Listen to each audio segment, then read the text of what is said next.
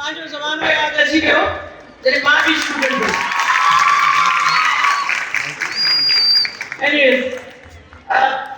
तव्हां young generation आहियो, तव्हां असांजे मुल्क जो, असांजे शहर जो,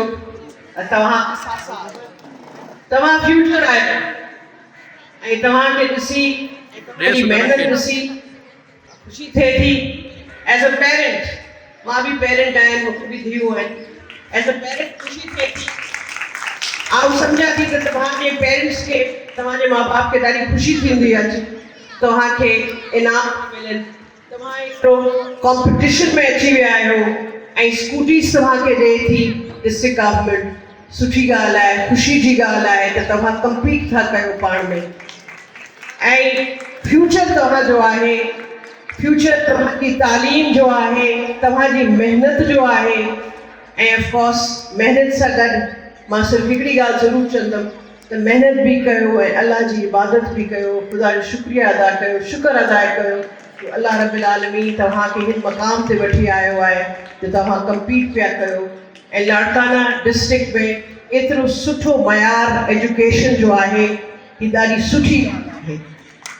ऐं तव्हांजी टीचर्स खे मां थैंक यू अदा करणु चाहींदमि जिन्हनि महिनत कई, तव्हांखे हिते वठी आया, एतिरी महिनत तव्हां सां गॾु कई, हुननि जो शुक्रिया अदा कयो।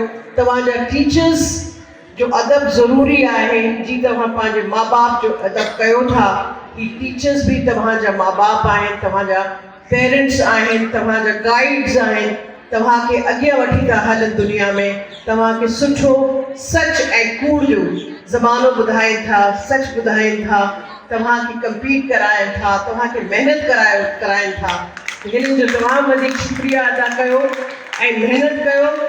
ऐं पाकिस्तान पीपल्स पार्टी हमेशह पंहिंजे वर्करनि सां, पाकिस्तान पीपल्स पार्टी पंहिंजी आवाम सां गॾु हलंदी आहे। असीं तव्हां मां आहियूं, असां तव्हांजे तरह आहियूं, जी तव्हां पंहिंजे माइटनि जी कयो था इज़त, अहिड़े तरीक़े से पंहिंजी पार्टी जी बि इज़त कयो, पंहिंजी पार्टी सां गॾु हलो। तव्हांजो फ्यूचर बिलावल चेयरमैन बिलावल भुट्टो आहे, हू तव्हांखे लीड थो करे, असां सभु हुनजे पोयां लॻूं था, सभु गॾु था हलूं। तव्हां सभिनी जो शुक्रिया।